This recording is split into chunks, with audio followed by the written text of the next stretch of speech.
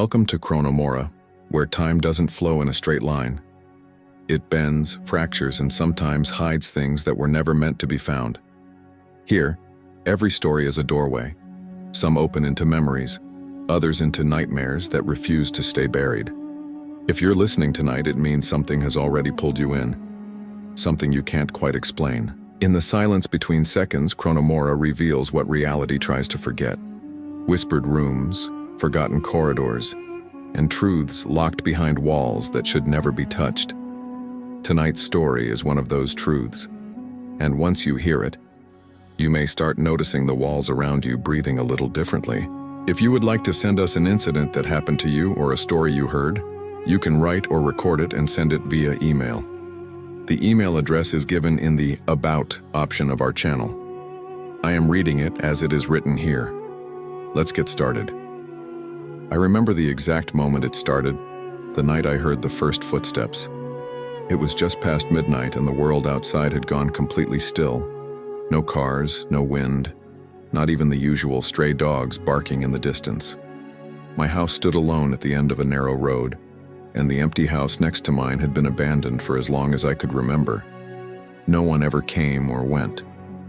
But that night, as I lay in bed staring at the ceiling, I heard it clearly.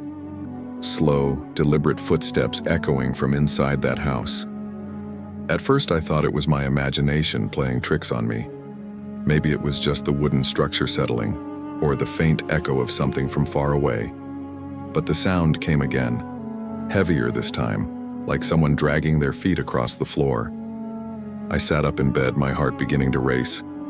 The sound wasn't random. It had a rhythm. Step. Pause. Step. Pause.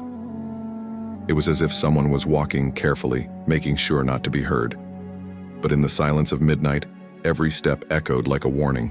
The next morning I tried to brush it off. I told myself it was nothing. Houses make noises all the time, especially old ones. But something about it didn't feel right. The house next door had no electricity, no water, no reason for anyone to be inside. I mentioned it casually to a local shopkeeper, hoping he'd laugh it off. Instead, he looked at me strangely and said, "That house, people say it's better not to listen too closely." His tone wasn't joking. It carried something else. Fear. That night I stayed awake longer than usual. I didn't turn off the lights, I just sat there waiting. Midnight came and went, and for a moment I thought maybe it had all been in my head. But then, just as I began to relax, I heard it again. This time louder, clearer. The footsteps were coming from upstairs in the empty house. I could almost map their movement in my mind, from one room to another, pacing back and forth. Whoever, or whatever, was inside wasn't wandering randomly. It was following a path. I moved closer to my window, pulling the curtain aside just enough to see the house. It was completely dark. No lights, no movement. But the sound continued. Step, step, step. Then suddenly, it stopped. The silence that followed was worse than the sound itself. It felt like something had noticed me listening. I held my breath, staring into the darkness. And then, for just a split second, I thought I saw a shadow pass across one of the upstairs windows. The days that followed were filled with unease. I couldn't stop thinking about it. Every night the same thing happened. Always at midnight. Always the same footsteps. Sometimes slow, sometimes hurried, but always there. I began to notice patterns. The sound would start in the same room, move down the hallway, then stop at the staircase, as if something was standing there deciding whether to come down or not. One night I decided to record it. I placed my phone near the window and let it run. The footsteps came as expected. I could hear them clearly, even without headphones. But when I played the recording back in the morning, there was nothing. Just silence, no footsteps, no sound. It was as if the noise existed only when I was there to hear it. That was the moment I realized this wasn't something normal. This wasn't just an old house making noises. Something was there. And for some reason, it wanted me to hear it. A few nights later, something changed. The footsteps didn't stop at the staircase anymore. I heard them descend. Slowly. One step at a time. The wooden stairs creaked under an invisible weight. My heart pounded so hard I could feel it in my throat.